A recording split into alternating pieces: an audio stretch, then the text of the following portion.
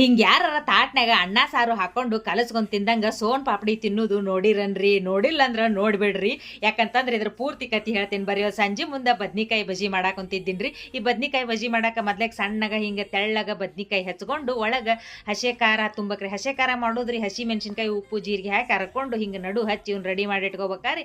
ಆಮೇಲೆ ಕಡ್ಲಿ ಹಿಟ್ಟಿಗೆ ಹಿಂಗೊಂದಿಟ್ಟು ಅಜವಾನ ತಿಕ್ಕಿ ಹಾಕೊಂಡು ಒಂದಿಟ್ಟು ಅರಿಶಿನ ಪುಡಿ ಜೀರಿಗೆ ಉಪ್ಪು ಹಾಕೊಂಡು ಸ್ವಲ್ಪ ಸ್ವಲ್ಪ ನೀರ್ ಹಾಕೊಂಡು ಅದನ್ನ ಚಂದಾಗ ಕಲಸ್ಕೋಬೇಕ್ರಿ. ಲಾಸ್ಟಿಗೆ ಮಾಡು ಮುಂದೆ ಸ್ವಲ್ಪ ಸೋಡಾ ಪುಡಿ ಹಾಕೋಬೇಕ್ರಿ, ಅಂದ್ರ ಚಂದಾಗ ಬರ್ತಾವ ನೋಡ್ರಿ ಬಜಿ.